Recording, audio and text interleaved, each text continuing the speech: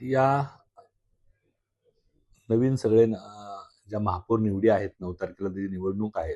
माननीय महापौर, माननीय उपमहापौरांची निवड ही सभागृहात होणार आहे. भारतीय जनता पार्टीचं एकूण संख्याबळ बघता ही औपचारिकता आहे.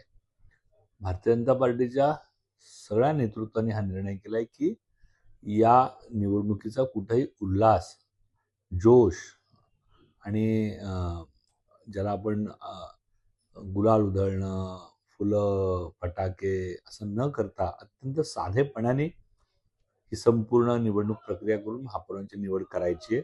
त्यानंतर कुठल्याही प्रकारचा जल्लोष हा कार्यकर्त्यांनी करू नये.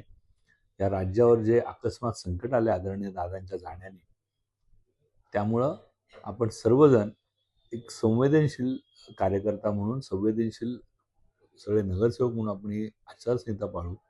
आणि त्यामुळं आम्ही अत्यंत साधेपणाने फक्त एका ओळीचा ठराव माननीय महापौरांच्या, उपमहापौरांच्या अभिनंदनाचा करणार आहोत. त्याचसाठी मी सर्वपक्षीय माझ्या पक्षनेत्यांना विनंती सुद्धा केली आहे.